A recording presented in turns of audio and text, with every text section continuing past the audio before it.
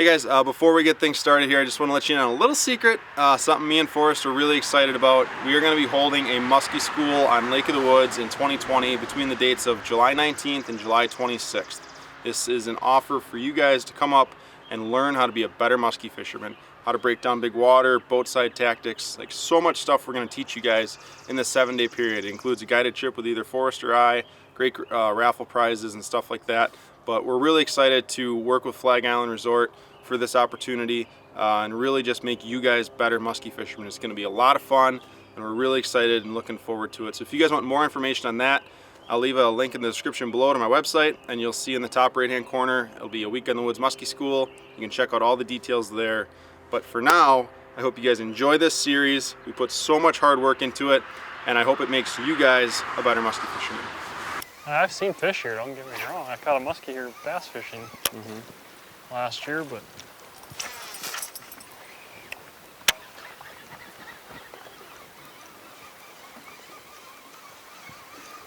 fish.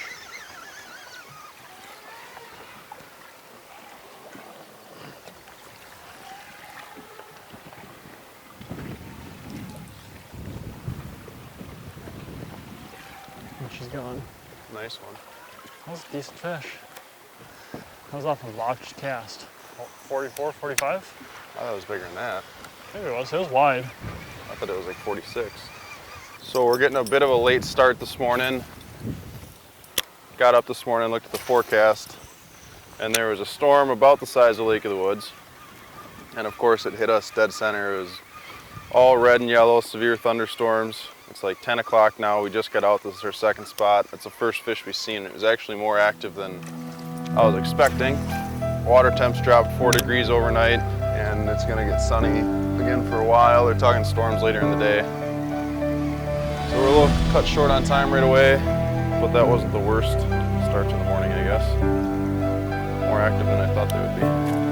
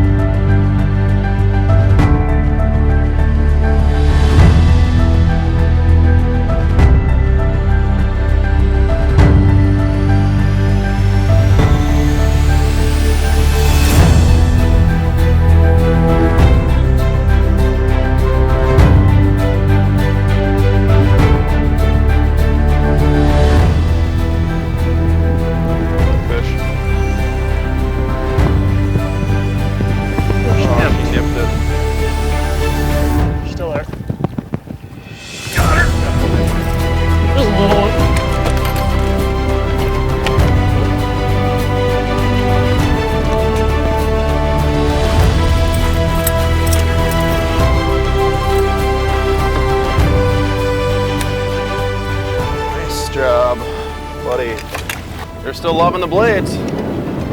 Put a new hook on this one this morning after last night's episode, and they're still loving it this morning. This is actually a Thorn Brothers custom color. Me and Forrest both work for Thorn in the winter doing sports shows, and we've seen a new shipment of these custom colors come in. We both kind of seen the bait, and we're like, that one's gonna work on the woods. Glove. I once again have smallest fish of the trip. Yeah, might as well just like last year, smallest fish of the trip. I think I caught the smallest one, didn't I? Last year? Yeah. No, I had that from one that we didn't have footage of. Oh yeah. That jumped away from me, a bank shot. It's a start. It's a start for the day after the weather that we came through. Yeah, we got a nice, strong east wind this morning. But the fish seem to be moving, and like I said last year, the best time to catch these fish after a storm is right away in the morning. Get out as soon as you possibly can, because as the day goes on, the fish their activity just goes down and down and down. So well, let's quit wasting our time. Get her back. She's ready. All right, there she goes. Let's catch the bigger one that we seen here yesterday. Yeah, we're just getting started on this spot.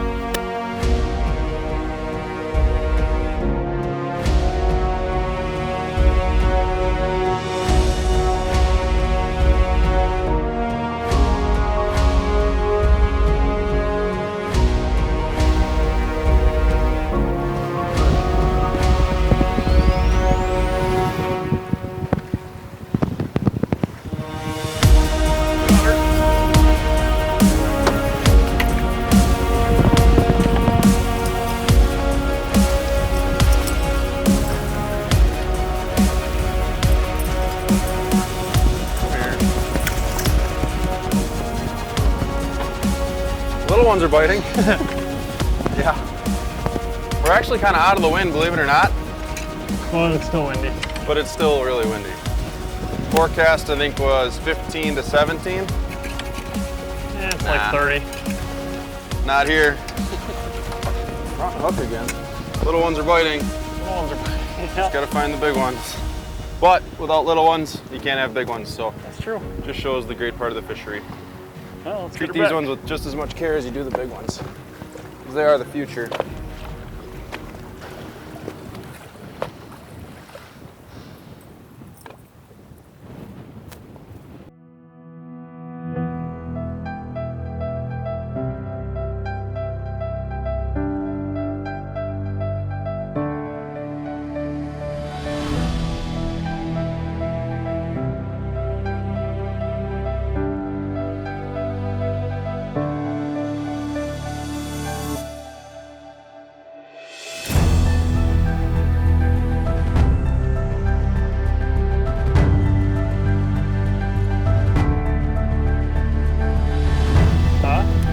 Stacked along the shoreline.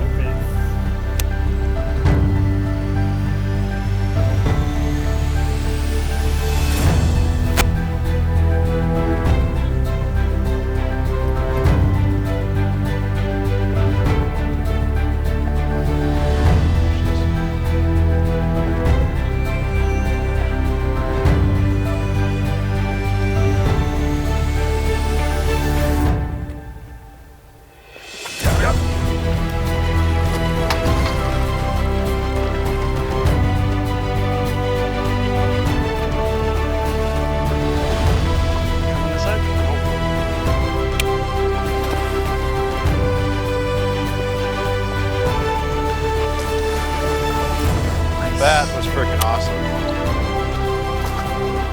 So, a little quick update for you guys. That is a green net. This morning we had a blue one, but now the blue one's at the bottom of the lake. We were coming across Bishop and it was pretty bumpy, and the waves were whatever hitting the net, and that actually pulled the net out of the water. I just missed it, like I went back to grab it. So we went back, all the way back to my boat, grabbed my net. We missed probably 45 minutes of fishing right on the end of the minor. I was just telling Forrest that this shoreline should be loaded with fish. We've seen two right on, there's a little point, and all this wind's creating a bunch of current, and there's an awesome current seam right on the edge, and we've seen two fish right on the back side of it, and the current's just ripping down the shoreline. And I told Forrest, I said, there should be fish just stacked along the shoreline. Like as I said it, he had a fish behind him. Fish kind of dropped off, and then I was bringing my bait in, and I hung it up in the corner, and she came after it and made a couple turns and ate, and she ate it in the paws. Sweet strike. Yeah, that was cool. She's gonna release good. There, I got her. Chunky. There she is, just hanging out in the current, looking for a little snack.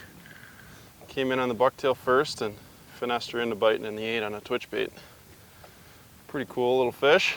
Still not exactly the size we're looking for, but this one's bigger than the last two, so that's a good sign. Last night we had a couple bites at night, and today it's about 2:30 right now, so we still got plenty of time to get a few more in the boat. So even though there's not waves here, there's still current. You still got to keep her nose into the current so you don't flush any water into the back of her gills. So we switched things up a little bit in the last couple spots.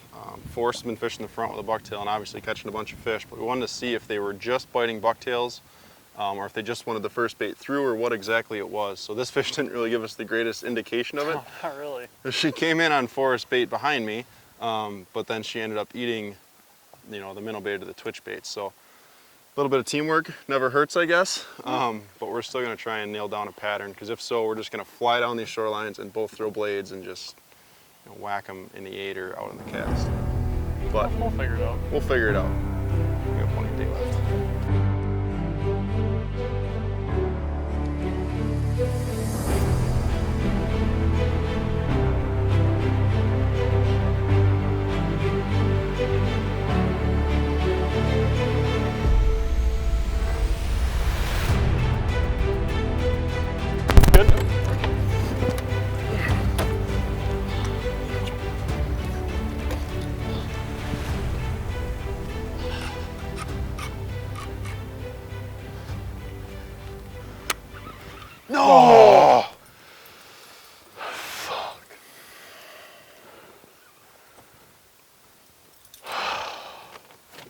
I knew she wasn't hooked good either.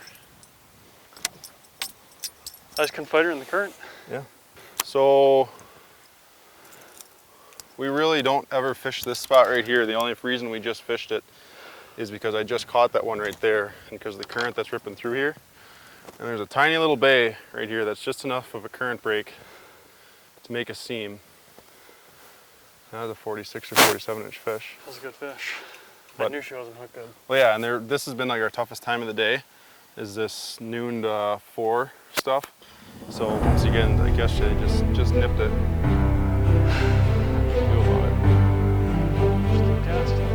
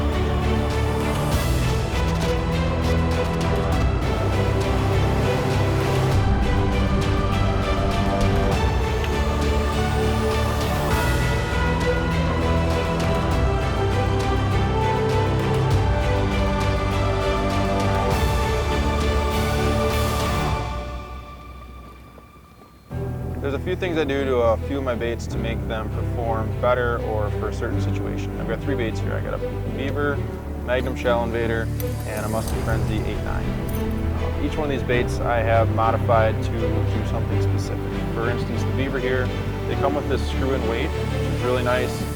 You can buy them for different sizes, different weights, but I like to get them down a little bit further. I got a little bell sinker here, and I've also got a bell sinker back here on the back hook.